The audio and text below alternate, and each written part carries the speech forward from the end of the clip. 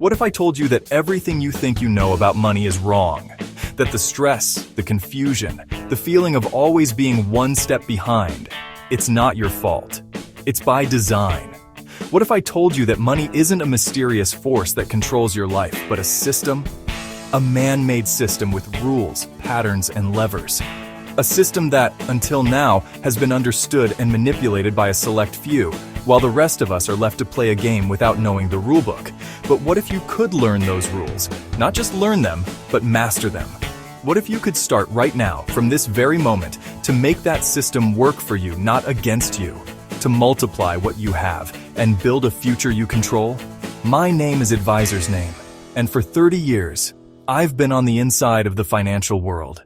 I've worked in the engine rooms of global banking. I've advised corporations on multi-billion-dollar deals, and I've guided high-net-worth individuals in navigating this very system. I've seen firsthand how the wealthy think about and use money in a way that is fundamentally different from everyone else. They don't just earn money, they understand its mechanics. Today I'm pulling back the curtain. We are going to dismantle your old beliefs and install a new financial operating system in your mind. This isn't about get-rich-quick schemes or risky bets. This is about understanding the fundamental truths of wealth creation. Are you ready to stop being a passenger in your financial life and finally take the driver's seat? Are you ready to build real, lasting wealth? To begin this journey, we have to start with the most basic question, one we rarely stop to ask. What is money? We see it, touch it, and worry about it every day. But what is it really? It's certainly not just the paper in your wallet or the numbers on a screen. Those are just symbols. The true nature of money rests on three foundational pillars. First, and most importantly, money is a social promise. It's a collective agreement. A dollar has value only because we all believe it has value. It's a system of trust. If that trust erodes, the value of the money evaporates. Second, it's a medium of exchange. It's a technology that solved the ancient problem of barter. You don't have to find someone who has the bread you want and wants the chickens you have. Money acts as an intermediary, making our complex global economy possible. And third, it's a unit of account. It's a measuring stick that allows us to price everything from a cup of coffee to a skyscraper, enabling us to make sense of economic value. Now here is the single most important secret you were never taught in school. If you ask most people where money comes from, they'll say the government prints it. That's partially true for physical cash, but physical cash makes up only a tiny fraction of all the money in circulation. The vast majority, over 90% of money, is created by commercial banks. How? Every time they issue a loan. This is a concept called fractional reserve banking, and it works like this. When you deposit $1,000 in a bank, the bank doesn't just store it in a vault. They are required to keep a small fraction of it, say 10% or $100 in reserve. They then lend out the other $900. The person who borrows that $900 might use it to buy a car, and the car dealer then deposits that $900 into their own bank account. Look what just happened. Your original $1,000 is still in your account, but now there's a new $900 deposit in the car dealer's account. The bank literally created $900 of new money out of thin air, backed only by the promise of the borrower to repay the loan. This process repeats over and over, creating a massive expansion of the money supply. Understanding this fundamentally changes everything. It means the money sitting in your savings account is constantly being diluted as banks create more and more money through lending. This is the engine of inflation.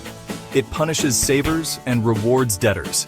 This is why simply saving your money is a guaranteed path to losing purchasing power over time. It also reveals that debt is not inherently evil. It is the very fuel of our economic system. The wealthy understand this. They don't fear debt, they use it strategically. They take out loans, money created out of thin air, to buy assets that generate income or appreciate in value, like real estate or businesses. They use the bank system to get ahead. Meanwhile, the middle class is encouraged to take on debt for liabilities, things that lose value, like new cars and consumer goods, which only makes them poorer. So, the critical takeaway is this. To build wealth in this system, you cannot be a passive saver. You must become an investor. You must take your money and put it to work in assets that will grow faster than the rate of money creation and inflation. This is the first rule of the game. The journey to financial freedom begins not with a grand gesture, but with a single, honest look in the mirror. Before you can build a better future, you must understand your present. That's why the first, non-negotiable step is to track your spending. For just 1 month, commit to logging every single transaction. We're not just talking about the big bills like rent or a car payment. We mean everything. That morning coffee, the lunch you bought because you forgot to pack one, that streaming service you forgot you were even paying for, the in-app purchase you made on a whim. Every single pound needs to be accounted for. This isn't an exercise in guilt or shame. It's an exercise in data collection. You are simply gathering intelligence on your own habits. You can use a dedicated budgeting app, a simple spreadsheet, or even a physical notebook. The tool doesn't matter as much as the consistency. At the end of the month, you'll have a clear, undeniable picture of where your money is actually going. This knowledge is the foundation upon which all smart financial decisions are built. It's the moment you stop being a passenger and take the wheel of your financial life. Knowledge isn't just power, it's control. With your spending data in hand, it's time to create a roadmap. The most effective and popular framework for this is the 50-30-20 rule. It's a simple yet profound way to give every pound a purpose. Here's how it works. First, a maximum of 50% of your after-tax income should go towards your needs. These are the absolute essentials for living: your rent or mortgage, utility bills, essential groceries, transportation to work, and insurance. These are the costs you must cover to live and work. Next, 30% is allocated to your wants. This is the fun stuff, the lifestyle category. It includes dining out, hobbies, entertainment, holidays, and any shopping that isn't strictly necessary. This category is vital. A budget that's too restrictive is a budget you won't stick to. Allowing yourself this flexibility prevents burnout and makes the whole process sustainable. Finally, and most critically, a minimum of 20% of your income is directed towards savings and debt repayment. This is your future-building category. It's where you aggressively pay down high-interest debt, like credit cards, and build your financial safety nets, an emergency fund, retirement savings, and investments. Remember, this is a guideline, not a rigid law. If you live in an expensive city, your needs might be higher. The goal is to consciously allocate your income, making intentional choices rather than letting your money just disappear. Now, let's talk about the single most powerful habit you can build: paying yourself first. Most people spend their money throughout the month and then try to save whatever is left over. This rarely works. Life happens, and often there's nothing left. We need to flip the script. Treat your savings like your most important bill. The moment your salary hits your account, a portion of it should be automatically transferred to a separate savings or investment account. This is what it means to automate your savings. By setting up a standing order, you remove willpower and emotion from the equation. The money is moved before you even have a chance to think about spending it. It's a simple psychological trick that makes saving effortless. Don't feel pressured to start with the full 20%. The most important thing is to build the habit. Start with 5% of your income, or even 1%. Once you see that you can live comfortably without that money, you can gradually increase the percentage. This consistent, automated action is the key that unlocks the magic of compounding over time. You are systematically building wealth in the background of your life. It's crucial to reframe what saving truly means. For too long, it has been associated with negative words: deprivation, sacrifice, restriction. This couldn't be further from the truth. Saving isn't about what you're giving up. It's about what you're gaining. Saving is liberation. It's the act of buying yourself future freedom. Every pound you set aside is a vote for a future where you have options. It's the freedom to say no to a job that drains your soul. It's the freedom to handle a medical emergency or an unexpected car repair without spiraling into debt and anxiety. It's the freedom to say yes to an opportunity, whether that's starting your own business, taking a year off to travel, or helping a family member in need. Living paycheck to paycheck is a form of bondage, trapping you in circumstances you might desperately want to change. A healthy savings account is your escape plan. It's a buffer between you and the chaos of the world. It provides peace of mind, which is priceless. Saving gives you choices, and in a world of uncertainty, choice is the ultimate power. Once you've built a solid savings habit and have an emergency fund in place, it's time to confront a hidden enemy: Inflation. Think of inflation as a silent thief that constantly erodes the value of your hard-earned money. The cash you have sitting in a current account or even a standard savings account is losing its purchasing power every single day. If the rate of inflation is 3% in a year, it means that the basket of goods and services you could buy for £100 last year now costs £103. Your £100 can now buy you less. If your savings account is only paying you 1% interest, you are effectively losing 2% of your money's value each year. Money that sits idle is shrinking. This is why saving alone is not enough for long-term goals like retirement. Saving is for short-term security. Investing is for long-term growth. The primary goal of investing is to generate a return that outpaces inflation, so your money doesn't just keep its value but actually grows in real terms. To build true wealth, your money needs to be working for you, not slowly evaporating in a bank account. So, how do you make your money work for you? By investing wisely. This doesn't mean you need to be a stock-picking genius. It means understanding the basic building blocks of a diversified portfolio. For most people, the simplest and most effective starting point is a low-cost index fund. An index fund is a single investment that holds shares in hundreds or even thousands of companies, allowing you to own a small piece of the entire market. It provides instant diversification and historically delivers solid returns over the long term. Beyond that, a balanced portfolio typically includes different asset classes that behave differently. Stocks or shares in individual companies offer the highest potential for growth, but also come with higher risk and volatility. Bonds, which are essentially loans you make to governments or corporations in exchange for interest payments, provide stability and are less risky, acting as an anchor for your portfolio during turbulent times. Finally, assets like real estate can provide a steady stream of income through rent and have the potential to appreciate in value. The key is not to put all your eggs in one basket, but to spread your investments across these different categories to balance risk and reward. The final, and perhaps most important ingredient for successful investing is time. You must think long-term. We're not talking about months, we're talking about a minimum of 5 to 10 years and ideally decades. The stock market is volatile in the short term, but historically, its long-term trend has always been upwards. Trying to time the market, jumping in and out based on news headlines, is a fool's errand. Time the market is what matters. Why? Because of the eighth wonder of the world, compound interest. This is the process where your investment returns start generating their own returns. It's a snowball effect. In the first few years, the growth seems slow and unremarkable. But as time goes on, the growth curve steepens and becomes explosive. Every pound you invest today is a seed. With patience and consistency, that seed can grow into a mighty tree, multiplying many times over.